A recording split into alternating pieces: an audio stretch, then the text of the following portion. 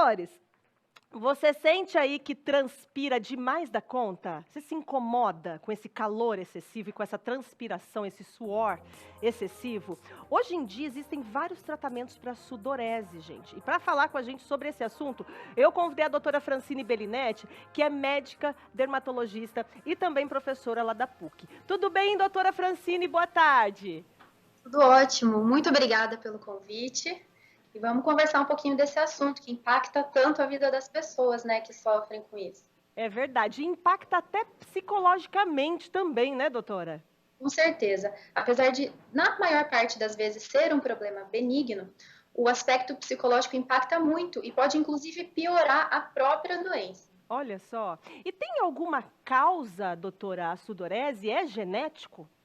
Bom, toda vez que um paciente chega com essa queixa, que ele sua bastante, a gente precisa diferenciar se é uma sudorese primária, se não tem uma causa de base, e nesse caso tem um componente genético importante, sim, ou ela pode ser uma sudorese que tem uma causa secundária, alguma doença, alguma infecção, alguns tumores, algum problema neurológico.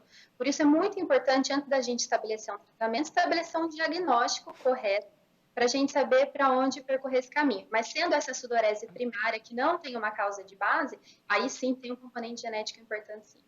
Doutora, e como é que a gente sabe, como saber se o nosso suor está excessivo? Tá, a gente primeiro tem que lembrar que o suor é fisiológico, todos nós suamos, é um mecanismo de defesa contra o nosso organismo para regular a nossa temperatura. Quando a sudorese está em excesso, lembrando que tem pessoas que naturalmente têm um pouquinho a mais ou um pouquinho a menos, a gente fala assim, pelo menos 6 meses com suor excessivo, que pode ser localizado, por exemplo, mãos, pés, axilas, virilhas, e que impacte na qualidade de vida da pessoa. Às vezes é uma pessoa que deixa de usar uma determinada roupa, né, porque ela sabe que vai aparecer muito. Aí, nesses casos, ela tem que procurar ajuda. E tem alguns sinais de alerta que a pessoa tem que procurar ajuda, inclusive antes disso, que é quando a sudorese está em excesso e não está relacionada, por exemplo, com a temperatura. Então, um dia que não está tão quente, a pessoa está suando bastante. Uhum. No caso de sudorese primária, geralmente ela cessa no período da noite, a pessoa não sua no período noturno, a não ser que ela passe muito calor nesse período, né? Mas a pessoa Uhum. que acorda à noite suando bastante, quando ela é assimétrica, um lado do corpo é mais do que o outro, são alguns sinais que a pessoa tem que procurar um pouquinho antes o médico. Ou então outros Entendi. sintomas associados, além do suor, ela tem febre, ou Aham. perda de peso, né? Agora, pode ser sinal de alguma doença grave, doutora? Pode. Claro que na menor parte dos casos, graças a Deus, né? Mas alguns tumores, alguns tipos de linfoma, por exemplo, podem causar uma sudorese generalizada, principalmente no período noturno. Alguns outros tipos de tumores também. Algumas doenças infecciosas, a tuberculose, né, por exemplo. Algumas doenças neurológicas e alguns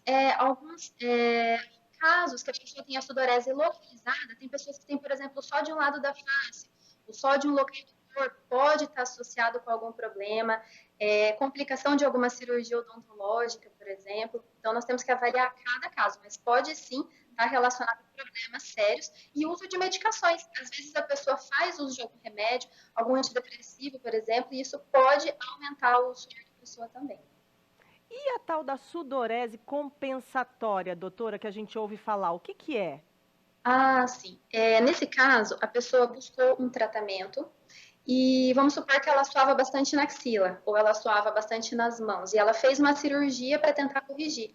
Ela para de suar naquele local, só que pode acontecer em uma porcentagem dos casos de começar a suar em outro local. Aí a pessoa fica com medo de tratar, ai meu Deus, será que eu vou começar a suar em outros locais também?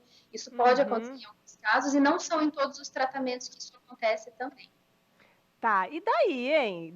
Daí o médico deixa para o paciente decidir, porque é uma coisa que a gente não sabe o resultado, né? Se vai ter o suor em outro local ou não, né? Isso. Cada paciente, vamos supor que ele tem uma sudorese maior nas mãos, uma sudorese maior nos pés, na axila, ou se ele já fez algum tratamento anterior. Cada caso a gente tem que conversar, colocar todas as opções terapêuticas. Isso não vale só para tratamento de suor, não. Isso vale para tratamento de qualquer doença. Falar para o paciente, olha, no seu caso, tal tratamento teria uma boa resposta, ou então, no seu caso, não. Talvez esse não fosse tão legal.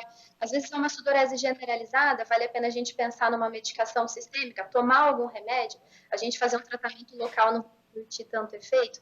Por isso, depende muito do caso, o paciente tem que estar esclarecido e tomar essa decisão junto com o médico. Agora, doutora, quando que é indicado a cirurgia mesmo?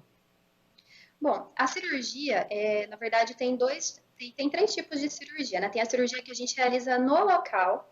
Vamos supor que a pessoa tem uma sudorese axilar, a gente pode fazer uma curetagem, um cortinho pequeno na axila, a gente tira aquele excesso de glândulas e a pessoa não vai suar mais, é uma cirurgia local. Tem a cirurgia que é o cirurgião torácico que faz, que é a simpatectomia torácica, uma cirurgia por vídeo que corta os nervinhos que ficam perto da coluna, que fazem aquele feedback no hipotálamo, que é a região que regula a sudorese do nosso organismo. É vamos dizer, um procedimento mais definitivo. Às vezes o paciente não respondeu bem a outros procedimentos, já usou medicações tópicas, já fez toxina botulínica e não quer ficar reaplicando, porque a gente tem que reaplicar, aí ele vai para essa opção mais definitiva. E tem uma outra opção de cirurgia, que é para pacientes que têm a sudorese plantar, ou seja, nos pés, que aí é feita por cirurgião vascular e também cortar alguns nervinhos que ficam na coluna, mas é perto da coluna lombar. E aí depende muito de cada caso, tem que ser discutido complicações de cirurgias que podem acontecer, o paciente tem que saber o que esperar, né? Porque nem sempre a gente consegue um resultado bom com essa cirurgia. A gente tem que pensar na não maleficência, né? Utilizar o menos tratamentos possíveis para que a gente deixe o paciente satisfeito. Com certeza. Agora, falando de tratamentos, então, fora os cirúrgicos, né, que a gente acabou de falar, quais são os tratamentos hoje existentes para sudorese? Bom, em primeiro local, a gente tem opções tópicas, tem substâncias que a gente aplica na pele, com o objetivo, de uma maneira bem simplificada, de tampar os poros por onde sai o suor, obstruir esse poro, chama acroceríngeo, o tubinho que leva da glândula até o suorzinho da glândula até a superfície da nossa pele, e geralmente são compostos à base de alumínio, de cloreto de alumínio.